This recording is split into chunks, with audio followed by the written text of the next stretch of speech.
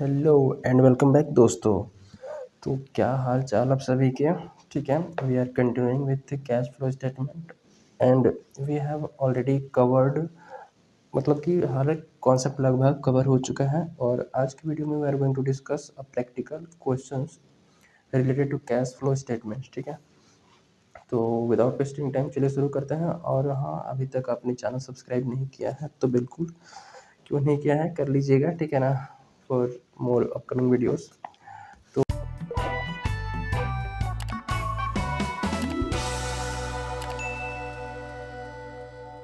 Question number 17 देखने वाले हैं। ठीक है जी, ये cash flow statement KL Gupta book का जो है ग्रेजुएशन मैनेजमेंट अकाउंटिंग का बुक है, वहाँ से हम लोग कवर कर रहे हैं। ठीक है, तो क्वेश्चन नंबर 17 में बाकी क्वेश्चन काफ़ी इजी है। ठीक है, और क्वेश्चन जो है इसी फॉर्मेट में एग्जाम में पूछे जाएंगे। ठीक है, इस न्यू फॉर्मेट में जो बैलेंस शीट है उसी के हिसाब से। तो इसमें शेयर कैपिटल में दे रखा है इक्विटी कैपिटल 150 से 2 लाख हो गया है, मतलब 50,000 शेयर इशू हुआ है। तो ये जो पोर्शन है ये फाइनेंसिंग का। ठीक है, 12% प्रेफरेंस शेयर कैपिटल 75 से 50, मतलब कि ये लग रहा है कि पेमेंट हुआ है। ठीक है, जनरल रिजर्व 20 से 35, ये जनरल रिजर्व में ट्रांसफ़र बढ़ा है तो ट्रांसफ़र किया गया है। ये सब प्रॉफिट लॉस है 15 से 24। ठीक है, और ट्रेड पेबल है 37,500 से 49,500 हुआ है। और फिर इधर में बिल्डिंग में है कुछ 80 से 60, और प्लांट में 40 से 1 लाख हुआ है। गुडविल जो है वो 36 से 20 हुआ है, तो गुडविल इंटेंजिबल एसेट होता है, इसको मानेंगे राइट ऑफ हुआ है। ट्रेड रिसीवेबल 119 से 154, 500 बढ़ गया है। और इन्वेंट्रीज में भी 10 से 15 बढ़ोतरी हुई है। और कैश एंड कैश इक्विवेलेंट का हम लोग चेक करने के लिए लास्ट में ट्रीटमेंट करते हैं। नीचे डिस्काउंट में बोला है कि जो डेप्रिसिएशन चार्ज हुआ है प्लांट पे 10,000 और बिल्डिंग पे 60,000 रुपीज़ चार्ज हुआ है। ठीक है, और बोल रखा है कि आपको कैश फ्लो स्टेटमेंट बनाना है। ठीक है, तो बनाना शुरू करते हैं। ठीक है, तो आप लोग के पास बुक होगा तो रख लीजिए पास में। Question number 17। ठीक है, cash flow statement, cash flow statement.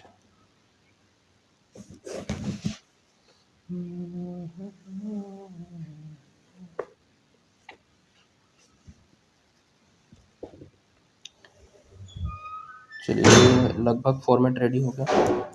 ये अमाउंट और ये अमाउंट, ये पर्टिकुलर्स। ठीक है, पर्टिकुलर्स। उसके बाद पहला नंबर में है cash flow from operating activity होता है, cash flow from operating activities. सारी एक्टिविटी को हमने सेपरेटली डिस्कस किया हुआ है। ठीक है, और अभी उन सभी को इकट्ठा यहाँ पे करेंगे। तो cash flow from operating activities. ठीक है, इसमें जो होता है शुरुआत होता है net profit before tax. Net profit before tax उसको हमें निकालना पड़ेगा। ठीक है, नेट प्रॉफिट बिफोर टैक्स को निकालना पड़ेगा। उसके में कुछ एडजस्टमेंट फिर होती है, ऐड करना होता है non cash and non operating, non cash and non operating expenses, उसको ऐड करेंगे। ठीक है, सबसे पहले ये नेट प्रॉफिट बिफोर टैक्स का कैलकुलेशन भी कर ही लेते हैं। ठीक है ना, तो वर्किंग नोट बनाएंगे। ठीक है, वर्किंग नोट बनाएंगे। Working note number 1, computation of net profit before tax. ठीक है, वो लोग पूरा लिखिएगा। ठीक है, तो इसमें सबसे पहला होता है प्रॉफिट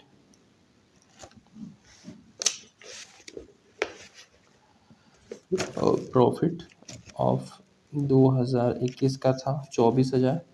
ठीक, करंट ईयर का प्रॉफिट निकालना है, नेट प्रॉफिट करंट ईयर का। तो टोटल प्रॉफिट लेंगे 2021 वाला, माइनस कर देंगे प्रॉफिट ऑफ 2020।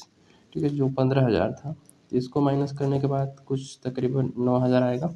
इसमें ऐड कर लेंगे ट्रांसफ़र टू, इसको बोलेंगे profit for the year, profit for the year. ठीक है, इसमें ऐड कर लेंगे transferred to general reserve. General reserve में कितना ट्रांसफ़र हुआ है, तो जनरल रिजर्व 20 से 35,000 हो गया है। जनरल रिजर्व जो है मैं दिखाऊँ तो जनरल रिजर्व जो है वो 20,000 से 35,000 हो गया है, मतलब कि 15,000 रुपये जनरल रिजर्व में डाला गया है। ठीक है, तो यहाँ पे लिख लेंगे 15,000 रुपये। और तो कुछ नहीं है, मतलब कि प्रोविज़न फॉर टैक्स वगैरह, डिविडेंड पेड वगैरह इस टाइप से कुछ तो क्वेश्चन में है नहीं, ठीक है, या और कोई रिजर्व वगैरह तो है नहीं, तो बस यही इतना ही इसमें। तो इसको जोड़ेंगे तो कितना आ जाएगा, 15 और 9 24,000, ठीक है। इसको बोलेंगे नेट प्रॉफिट बिफोर टैक्स, ठीक है। इसको हम लोग यहाँ कैश फ्लो की स्टेटमेंट मतलब फॉर्मेट में लिखेंगे 24,000 रुपये। इसमें ऐड करेंगे नॉन कैश से नॉन ऑपरेटिंग, तो नॉन कैश और नॉन ऑपरेटिंग में डिप्रिसिएशन जो सबसे पहले आता है, तो डिप्रिसिएशन जो है वो 10,000 और 60,000 ये है, तो लिखेंगे डिप्रिसिएशन, ठीक है। ऑन बिल्डिंग, ऑन प्लांट, सबसे पहले प्लांट पे है 10,000, उसके बाद ऑन बिल्डिंग, बिल्डिंग पे है 60,000 रुपीज़, तो टोटल हो गया 70,000 रुपये ऐड कर लेंगे। और एक जो है वो गुडविल जो है वो राइट ऑफ हुआ है, ठीक है, गुडविल की वैल्यू जो है वो कम हुई है, तो इसको हम यहीं पे ऐड करेंगे, गुडविल रिटर्न ऑफ करके,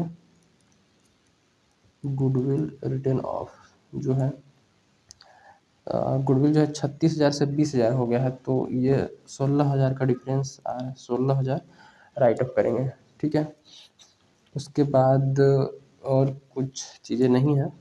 लेस क्या होता है, अगर कुछ होता तो लेस क्या होता है, non cash and non operating income, non cash और नॉन ऑपरेटिंग इनकम जो है वो माइनस ऐड, हाँ माइनस होता है, जो कि वो कुछ है नहीं। इसको प्लस माइनस करते हैं, तो इसको प्लस माइनस करने पे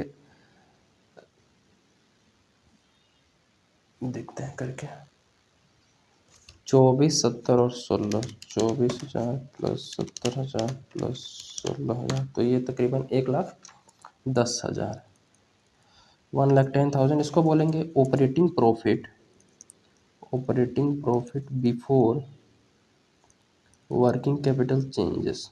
वर्किंग कैपिटल चेंजेस में अभी नहीं हुआ है, तो वर्किंग कैपिटल चेंजेस कर लेंगे, मतलब कि वर्किंग कैपिटल का एडजस्टमेंट इसमें ऐड होता है, increase in current liability, increase in current liabilities. तो करेंट लायबिलिटीज़ में देखेंगे तो ट्रेड पेबल हो, एक ही ट्रेड मतलब एक ही लायबिलिटी है, ट्रेड पेबल, ट्रेड पेबल जो है वो 37,500 से 49,500, ठीक है ना।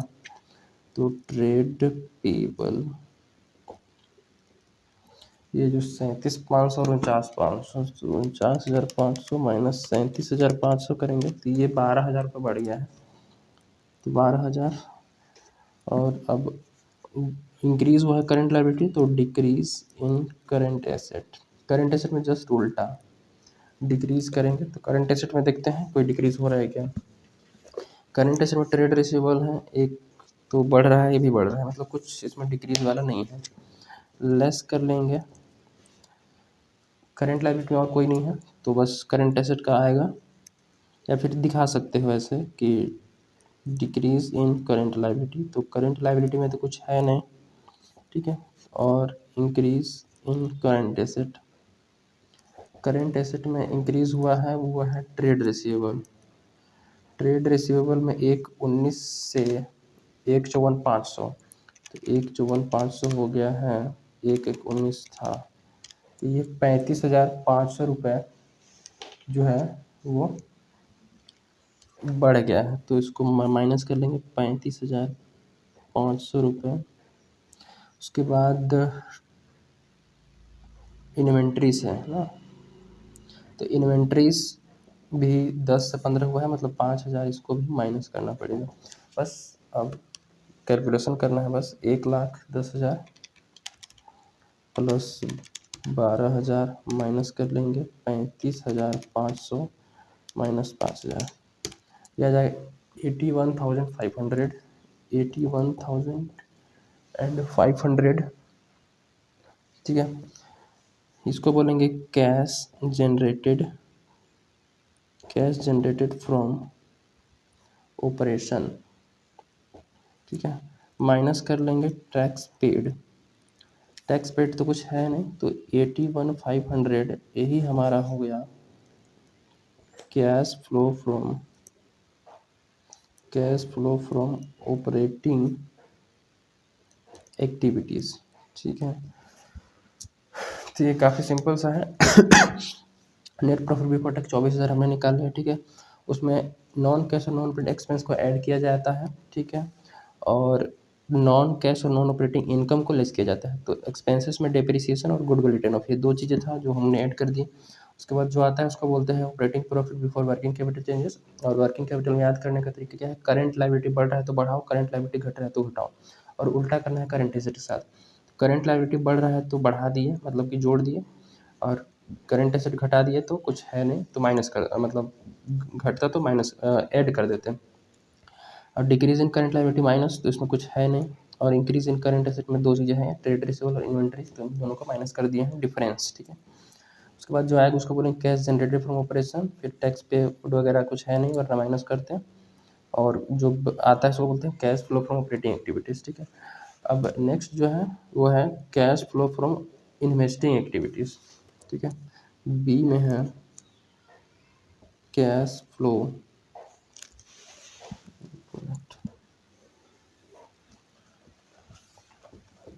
Cash flow from investing activities. Investing activities में फिक्स एसेट से रिलेटेड ट्रांजेक्शन होंगी, ठीक है। फिक्स एसेट में देखा जाए तो बिल्डिंग, बिल्डिंग 80,000 था, 60,000 हो गया है, ठीक है। बिल्डिंग पे डिप्रिसिएशन भी बोला है कि बिल्डिंग पे डिप्रिसिएशन लगा है, 60,000 का डिप्रिसिएशन लगा है, ठीक है। तो इसको मैं अकाउंट बना के समझा देता हूँ, चीज़ों को बेहतर तरीके से समझ में आ जाएगा, ठीक है। दूसरा मैं बिल्डिंग अकाउंट बना देता हूँ, बिल्डिंग अकाउंट,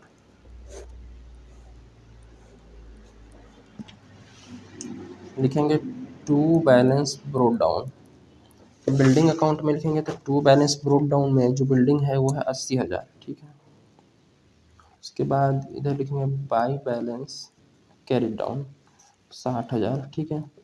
बिल्डिंग पे डिप्रिसिएशन लगा है बाई डिप्रिसिएशन अकाउंट, ठीक है, या बाई SPL डिप्रिसिएशन, ठीक है। डिप्रिसिएशन चार्ज हुआ है 60,000 का, ठीक। अब इतना ही जानकारी है तो इसको क्लोज करते हैं। तो देखो 80,000 का बिल्डिंग था, ठीक है, 80,000 का बिल्डिंग था, उस पर डिप्रिसिएशन लग गया 60,000।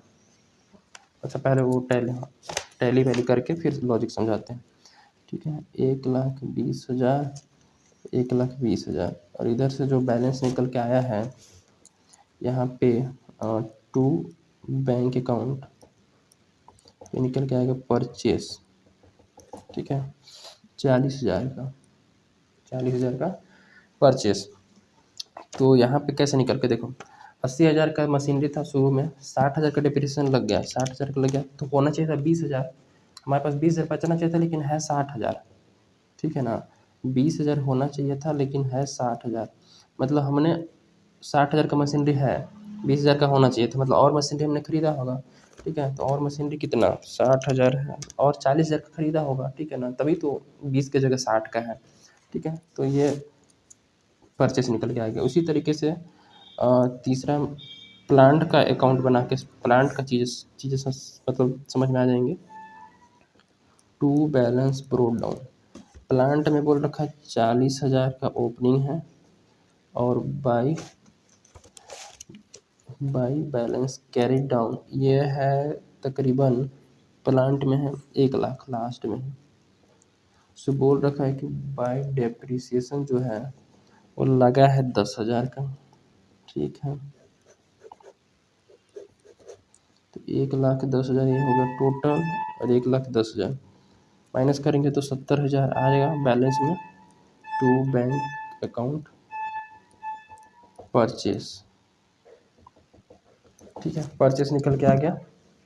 तो ये देखो इसका लॉजिक क्या है, सेम वही कि 40,000 का मशीन प्लांट था, 10,000 अगर डिप्रिसिएशन लग गया तो 10,000 माइनस करने के बाद कितना बचना चाहिए था 30,000, लेकिन है कितना 1,00,000 है, मतलब 70,000 का हमने और ख़रीदा होगा, 30,000 होना चाहिए था, है 1,00,000, ठीक है। तो 70,000 का और हमने ख़रीदा होगा, ठीक है, तभी तो 30,000 का होना चाहिए था लेकिन है 1,00,000, ठीक। ये लॉजिक्स है। तो इन्वेस्टिंग में फिक्स एसेट से दो ही चीज़ें हैं, इसमें लिखेंगे परचेस ऑफ बिल्डिंग और परचेस ऑफ प्लांट। तो प्लांट तो 70,000 आ गया, और इसका कितना था बिल्डिंग का 40,000, ये बिल्डिंग का 40,000, तो टोटल जो इसका आएगा वो 1,10,000 रुपये, ठीक है।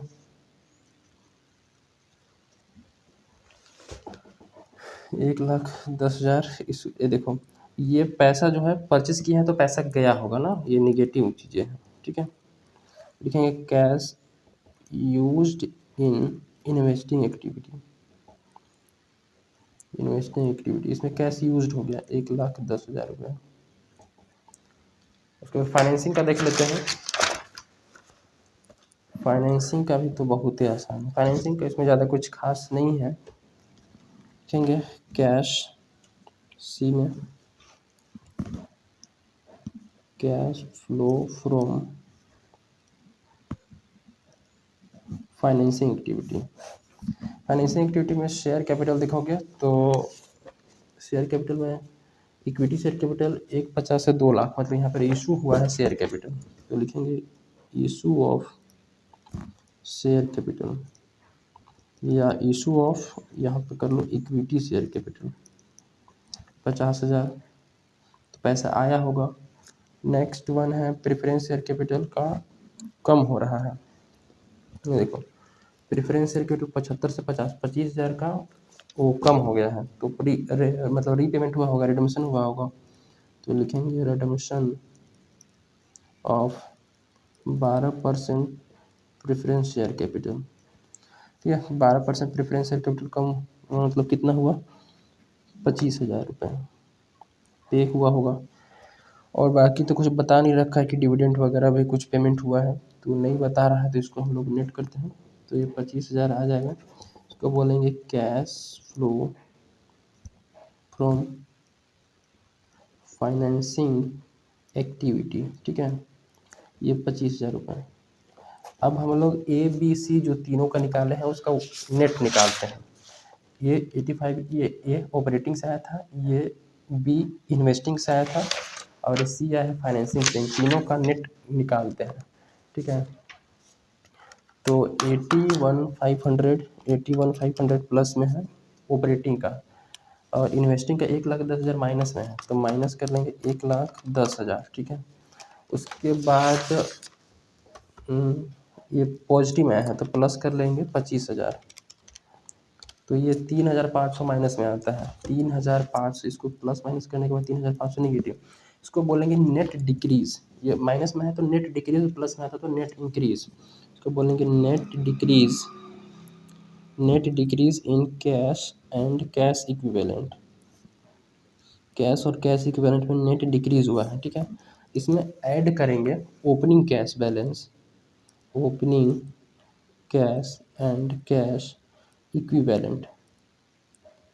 ओपनिंग कैश और कैश इक्विवेलेंट क्वेश्चन में देख के रखा है 12,500, जो है ओपनिंग कैश बैलेंस है 12,500, ठीक है, 12,500, इसको ये देखो ऐड करना है तो प्लस कर लेंगे 12,500, ये निकल के आ जाएगा 9,000, ठीक है। 9,000 ये आया, इसको आपको मैच करना है, इसको आपको मैच करना है cash and cash equivalent closing से, ठीक है। क्लोजिंग और ये वाला अगर मैच हो जाता है तो मतलब आपका जो कैश फ्लो स्टेटमेंट बना है वो सही बना है, तो इसको लिखेंगे closing cash and cash equivalent, ठीक है।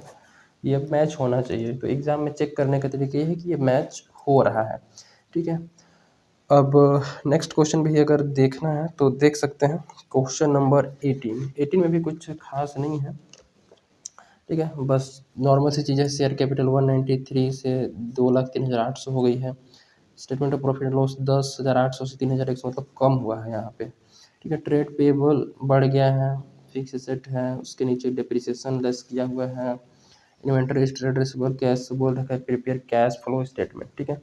तो ये भी बनाना बहुत ही आसान है, ठीक है, इसको भी बना के देख लेते हैं कि कैसे कैसे बनेगा। तो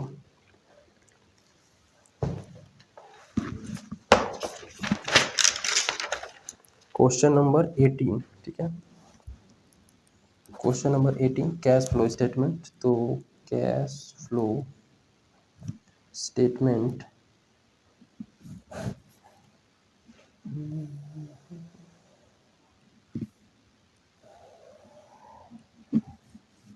तो लिखेंगे पर्टिकुलर अमाउंट और अमाउंट, ठीक है।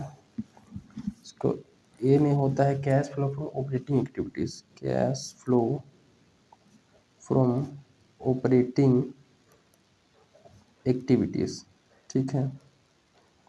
शुरुआत कहाँ से होता है, net profit before tax, net profit before tax, ठीक है। नेट प्रॉफिट बिफोर टैक्स निकालने के लिए इसमें सिंपल हम कुछ नहीं करेंगे, बस प्रॉफिट को ही वो करना है।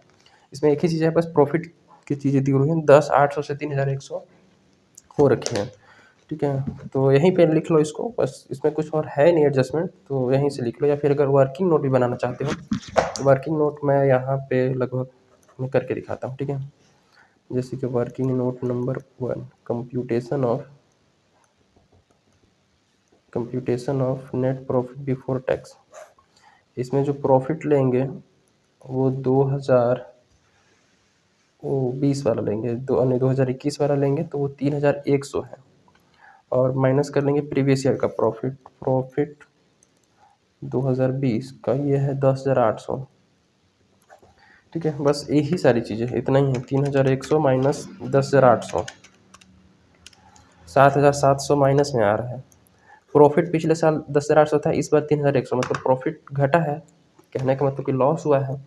तो ये है net loss for the year, एक तरीके से ये हो गया नेट प्रॉफिट बिफोर टैक्स में ये नेट लॉस हो गया, ठीक है। इतना सही चीज़ें है इसमें। 7,700 माइनस में लिख देंगे, तो यहाँ पे लिख देंगे 7,700 माइनस में, ठीक है। उसके बाद इसमें ऐड कर लेंगे non cash and non operating, non cash and non operating expenses, ठीक है। एक्सपेंस को ऐड किया जाता है, इसका लॉजिक वगैरह मैं प्रीवियस वीडियोस में बता चुका हूँ, ये कटा नहीं है, ये ऊपर चल गया है गलती से, ठीक है।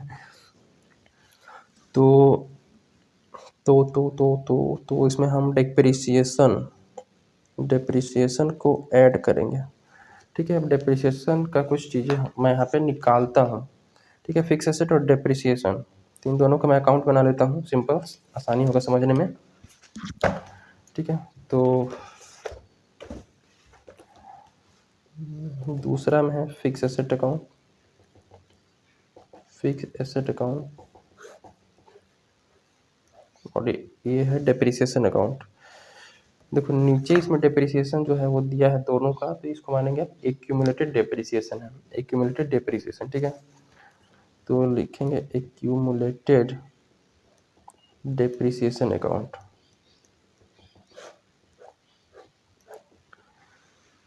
ये करेंगे by balance brought down. Accumulated depreciation जो दिया है वो 20,000 दिया हुआ है, लिखेंगे टू बैलेंस कैरिड डाउन, लिखेंगे ये कितना है, 31,500 रुपये, ठीक है। कोई इन्फॉर्मेशन और दे के रखा है, नहीं दे के रखा है, तो क्लोज करेंगे। सेल परचेज से रिलेटेड तो कोई जानकारी नहीं है, तो क्लोज करेंगे। यहाँ पे कुछ बैलेंस निकल के आएगा, उसको बोलेंगे बाय एसपीएल, ठीक है, करेंट ईयर डिप्रिसिएशन, ठीक है, करेंट ईयर डिप्रिसिएशन इसको बोला जाएगा, ठीक है ना। कुछ नहीं होता भाई, प्रोविजन मैड जिसको बोल सकते हो। करेंट ईयर का डिप्रिसिएशन ही देखो, 20,000 का डिप्रिसिएशन था, हुआ है 31,500, मतलब और डिप्रिसिएशन इस साल का तो होगा ना, इस साल का डिप्रिसिएशन और होगा, करंट ईयर डिप्रिसिएशन यहाँ से निकल के आता है, ठीक है, करंट ईयर का डिप्रिसिएशन। तो इस करंट ईयर का डिप्रिसिएशन को हम देखते हैं कितना आता है। 31,500 में से 31,500 माइनस कर लेंगे 20,000, ये 11,500, ठीक है। ये करंट ईयर का डिप्रिसिएशन निकल के आया, ठीक है,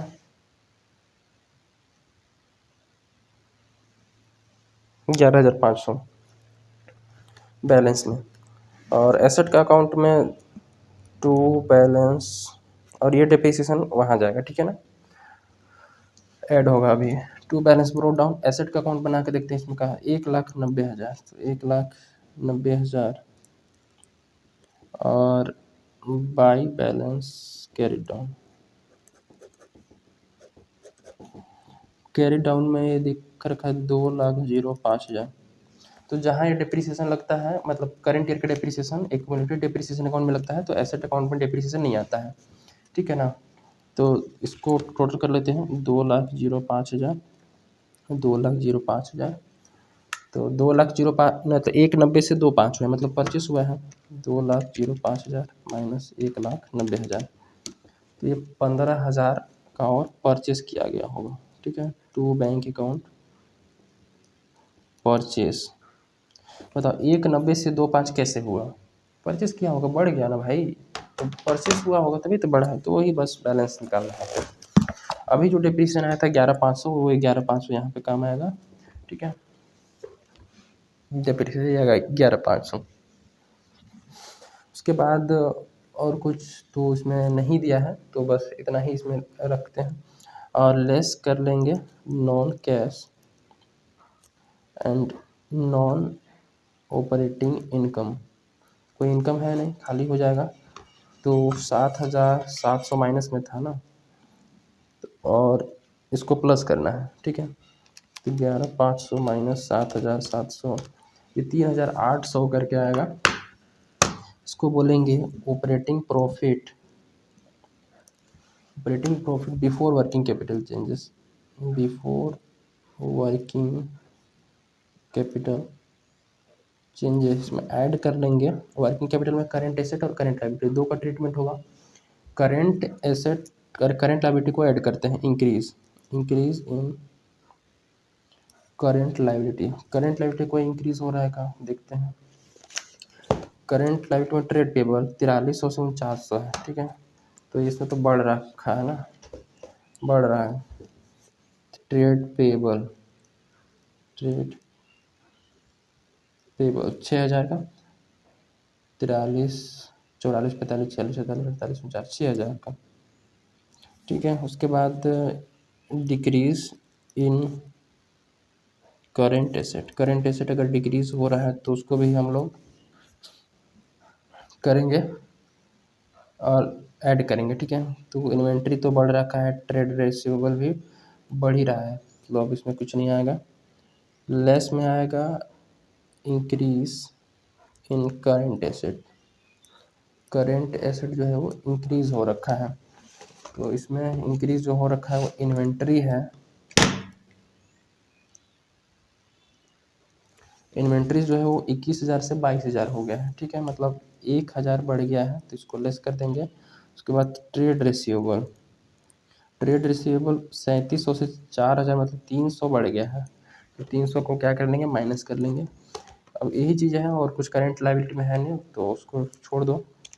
3,800 प्लस 6,000 माइनस 1,000 और माइनस 300। ठीक है, तो ये आ जाएगा 8,500। ये क्या मैं कर रही हूँ, कुछ गड़बड़ हो गई। 3,800 plus 6,000, sorry sorry sorry sorry sorry 6,000 नहीं है, 600 है। ठीक है, ये देखोगे तो 4300 से 4900 हुआ रखा है ना, ये 600 है, 6,000 नहीं है, गलती हो गया। तो 3,800 प्लस 600 माइनस कर लेंगे 1,000 माइनस कर लेंगे 300, ये हो जाएगा 3,100। इसको बोलेंगे ऑपरेटिंग प्रॉफिट, नहीं इसको बोलेंगे cash generated from operation. Cash generated from operation. ठीक है, ऑपरेशन, इसमें फिर माइनस कर देंगे टैक्स पेड, जो कि क्वेश्चन में है नहीं, तो 3,100 रहेगा। ठीक है, इस 3,100 को बाहर निकाल दो, इसी को बोला जाएगा cash flow from operating activities. Cash flow from operating activities. ठीक है, cash flow from operating activities.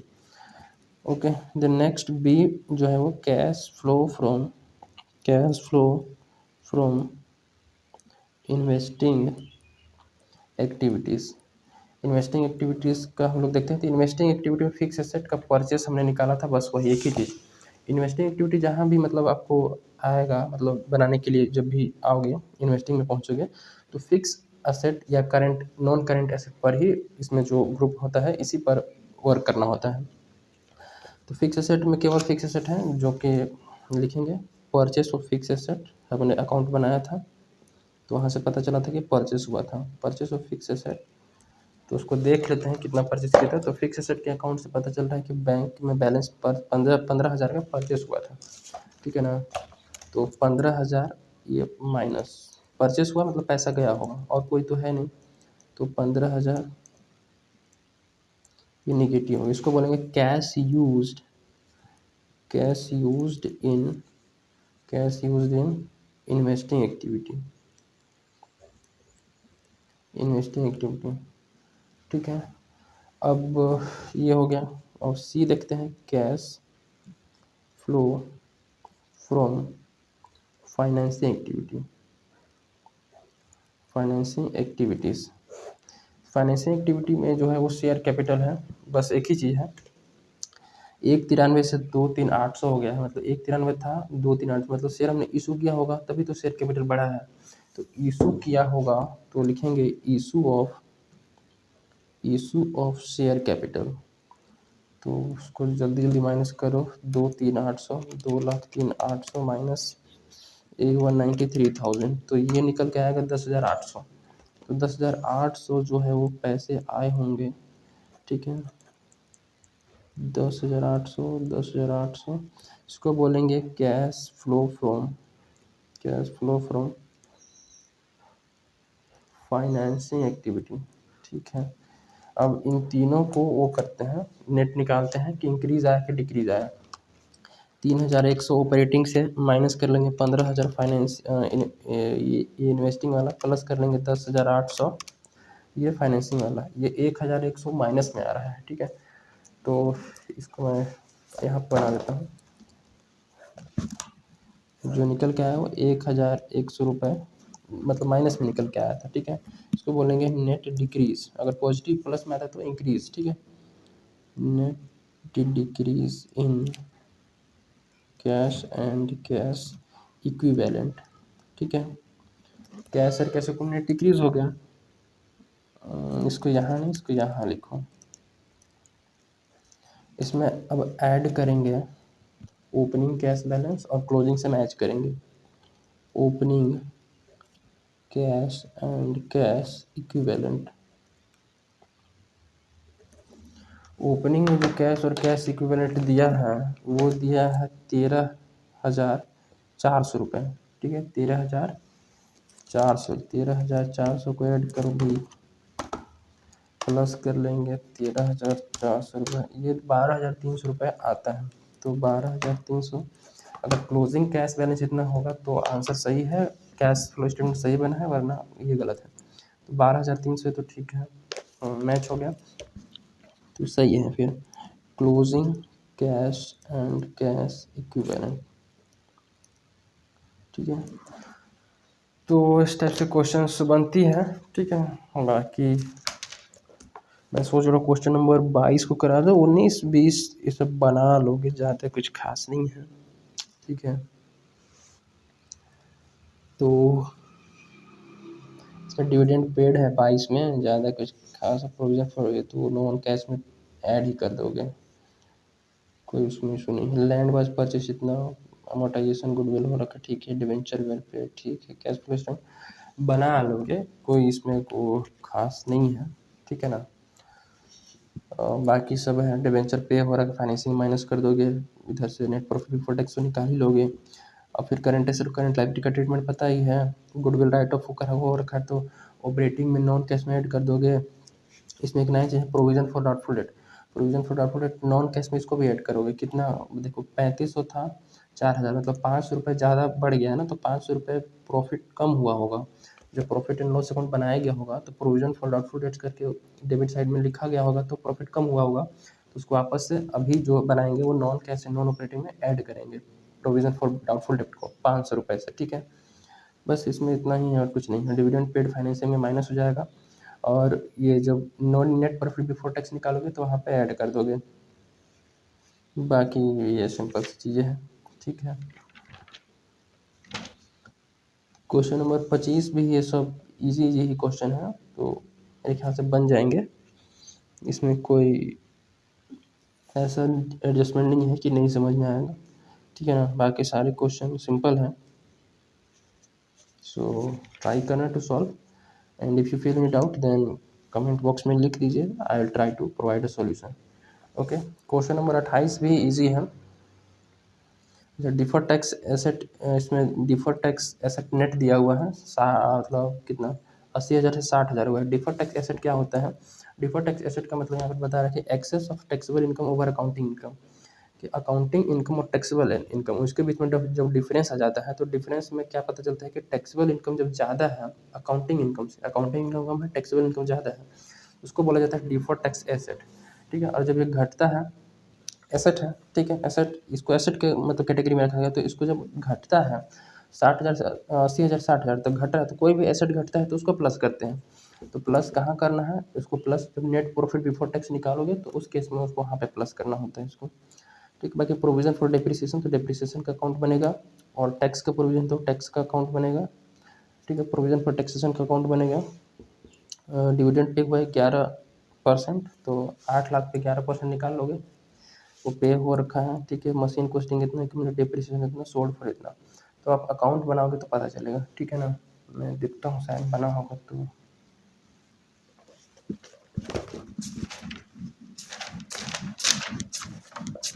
Videos भी काफ़ी लेंदी हो रखे हैं, तो मैं सोच रहा हूँ कि थोड़ा वो कर दें।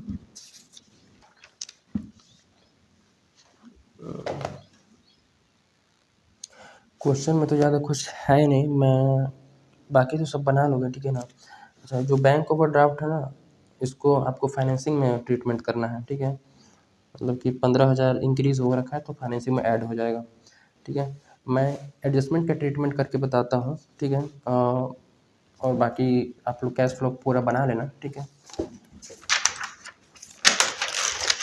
फिर भी अगर डाउट कहीं आए बनाने पे तो बताइए, मैं ट्राई करूँगा सॉल्व करने की। ठीक है, क्वेश्चन नंबर 28 का एडजस्टमेंट को सॉल्व करता हूँ, बाकी क्वेश्चन बनाने में काफ़ी लेंदी हो जाएगा। तो इसमें सबसे पहले प्रोविज़न फॉर टैक्सेशन का ट्रीटमेंट कर देता हूँ। ठीक है, एडजस्टमेंट मतलब इसमें जो इधर दिया है प्रोविज़न फॉर टैक्सेशन, इसका ट्रीटमेंट कर दे रहे हैं। प्रोविज़न फॉर टैक्सेशन का और कोई जानकारी नहीं है, तो सिंपल सी बात है। अगर पहला लेक्चर आपने देखा, मतलब पहला वीडियो, तो उसको पता होगा कि टैक्स प्रोविज़न में जो है प्रीवियस ईयर वाला जो टैक्स पेड है 30,000 टैक्स पे है। ठीक है, तो प्रोविज़न फॉर टैक्स में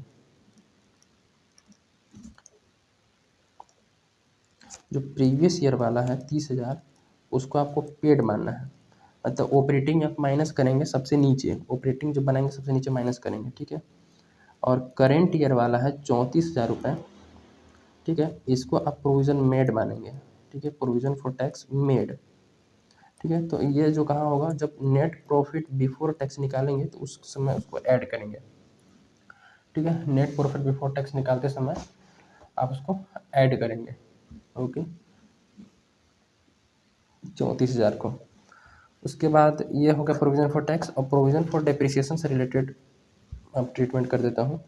दूसरा ये पहला हो गया प्रोविज़न फॉर डेप्रिसिएशन, जिसको एक्यूमुलेटेड डेप्रिसिएशन भी बोला जाता है। ठीक है ना, तो इसका ट्रीटमेंट करते हैं।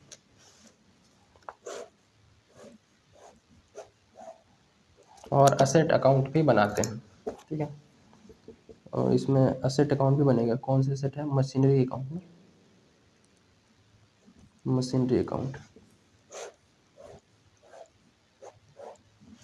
तो इसमें लिखेंगे by balance brought down. Provision for taxation में बैलेंस ब्रोड डाउन दे रखा है 34, नहीं, प्रोविजन फॉर डेप्रिसिएशन में बैलेंस ब्रोड डाउन दे रखा है 4 लाख रुपए, और सीडी में दे रखा है टू बैलेंस कैरिड डाउन में 5,30,000 रुपये। ठीक है,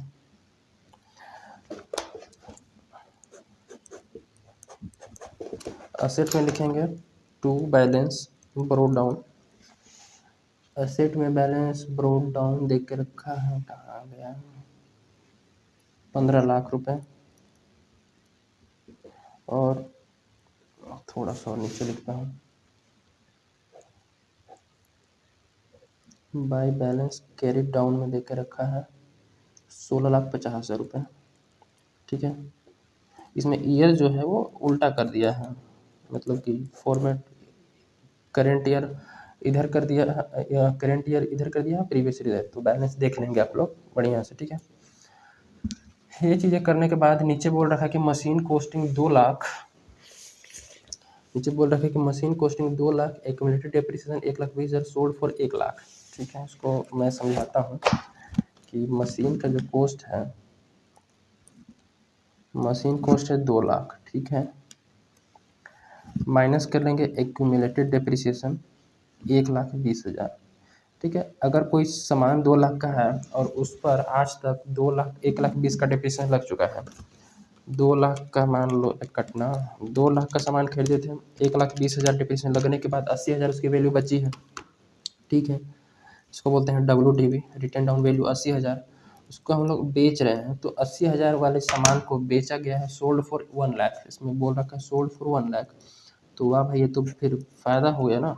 80,000 के सामान को 1 लाख पे बेच रहे हैं, यानी कि 20,000 का क्या हो गया आपका प्रॉफिट ऑन सेल। ठीक है, इसके पास पोस्टिंग करना है और कहीं नहीं। तो बाय बैंक अकाउंट से सेल हो जाएगा यहाँ पे एसेट में, एसेट अकाउंट में by bank account sale, sale तो आपने 1 लाख कर दिया, इस 1 लाख बेचने पे प्रॉफिट भी हुआ, तो to SPL profit on sale 20,000 का प्रॉफिट भी हुआ। ठीक है, अब एक्यूमुलेटेड डेप्रिसिएशन कितना लगा था, 1,20,000, एक्यूमुलेटेड डेप्रिसिएशन यहाँ आएगा। ठीक है, to machinery account, machinery account में एक्यूमुलेटेड डेप्रिसिएशन 1,20,000 रुपये। ठीक है, और यही वाला जो है ट्रांसफ़र होकर यहाँ आएगा बाय एक्यूमुलेटेड डेप्रिसिएशन 1,20,000। ठीक है, कहने का ये मतलब है कि जो 2 लाख मशीन था उसको पूरी तरीके से डिस्पोज करना है।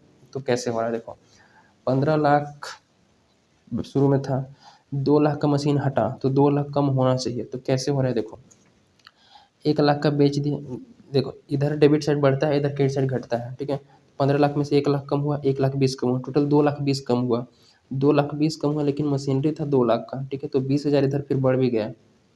ठीक है, 2,20,000 कम हुआ तो 20 ज़्यादा कम हुआ, तो इधर प्रॉफिट के रूप में 20,000 बढ़ गया। तो एक तरीके से अकाउंट जो है 2 लाख दोनों, समझ रहे हो ना, 2 लाख कम हुआ। ठीक है, 2 लाख कम हुआ, बस इतना। ठीक है, अब इसको टैली करके देखो कि किधर बैलेंस आता है, तो वो आप मतलब वो बनेगा। ठीक है, इसको मैं टैली करता हूँ, तो 5 30 और 1 20, तो इधर 6,40,000 हो जाएगा, 6,50,000, 6,50,000। ठीक है, 6,50,000, 4 लाख, और इधर से जो बैलेंस निकल के आएगा बाय SPL, तो इसको बोलेंगे करेंट ईयर का डेप्रिसिएशन। ठीक है, करेंट ईयर का डेप्रिसिएशन बोलेंगे, ये आ जाएगा 1,50,000, 2,50,000, 4 2 6 लाख, तो 2,50,000। ठीक, करेंट ईयर का डेप्रिसिएशन, ये माइनस कहाँ होगा, ऑपरेटिंग में, ये ऑपरेटिंग में माइनस होगा, नॉन कैश और नॉन ऑपरेटिंग में। ठीक है, ये माइनस होगा 250, बाकी इधर किसको बैलेंस अगर किया जाए तो 16,50,000 और 1 20 और 1 लाख, ये टोटल मिला के 18,70,000, 18,70,000 हो जाएगा।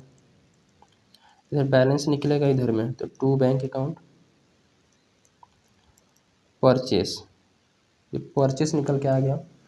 ठीक है, 3,50,000 का, 18,70,000 माइनस 15,20,000। ठीक है, 15,20,000, तो ये 3,50,000 का परचेज निकल के आ गया, ये बैलेंस में।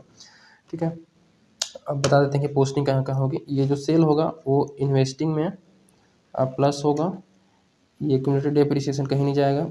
ये प्रॉफिट, ये जो यह निकला है प्रॉफिट, ये ऑपरेटिंग में माइनस होगा। ठीक है, नॉन कैश और नॉन ऑपरेटिंग प्रॉफिट में ये माइनस होगा। और ये बैंक अकाउंट परचेज इन्वेस्टिंग में अरे इन्वेस्टिंग में माइनस हो गया है। ठीक है ना, बस ये चीज़ें हैं, इसमें और कुछ नहीं है, बस इतना सही तो इसमें तामझाम था। बाकी डिविडेंड का ट्रीटमेंट कर ही लोगे। 27 में प्रपोज डिविडेंड था, तो बस प्रीवियस ईयर वाला ही प्रपोज डिविडेंड को पेड, और मतलब propose dividend net profit before tax में यहाँ पर ऐड होगा और फाइनेंसिंग में माइनस होगा, बस। ठीक है, तो ये 28 से रिलेटेड थी एडजस्टमेंट। तो आई होप कि बाकी क्वेश्चन भी और बन जाएंगे, बाकी इधर कोई क्वेश्चन में खास नहीं है ऐसा। ठीक है, फिर भी एनी डाउट है तो feel free to ask in the comment section. ठीक है, और इस चैप्टर को यहीं पे ख़त्म करते हैं, कैश फ्लो को। नेक्स्ट में फंड फ्लो को स्टार्ट क्या किया जाएगा या फिर करेंगे, देखते हैं एज़ पर सिचुएशन। ठीक है, थैंक यू, मिलते हैं।